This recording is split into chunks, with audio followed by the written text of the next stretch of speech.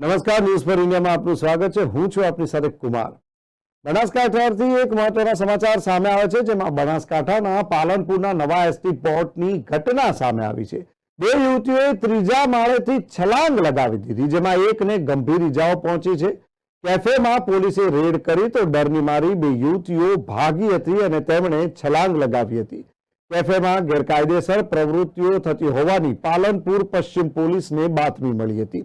બંને યુવતીઓને પાલનપુર સિવિલમાં હાલ તો સારવાર અર્થે ખસેડવામાં આવી છે। યુવતીઓની છલાંગ લગાવવાની ઘટનાને લઈને પાલનપુર પશ્ચિમ પોલીસે પણ વધુ તપાસ હાથ ધરી છે।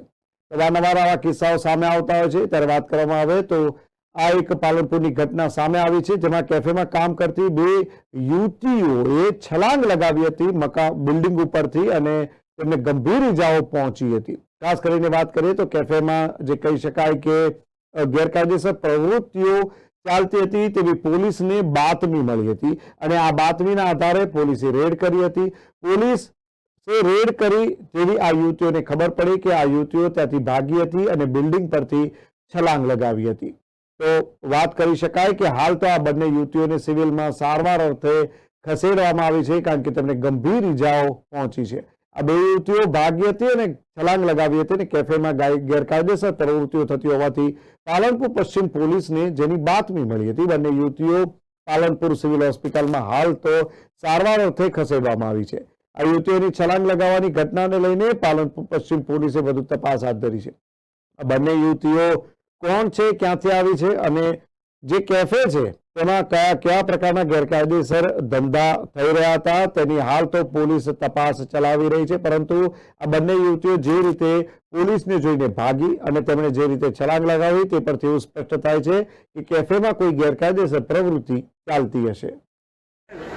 પાલનપુર નવા બસ સ્ટોપમાં અમુક કાફે ચાલે છે, એમાં ફર્સ્ટ ડેટ નામના કાફે છે, એમાં પડદા રાખી અને છોકરા છોકરીઓને પ્રાઇવસી આપવા માટે ગેરકાયદેસર રીતે એ કામ કરે છે।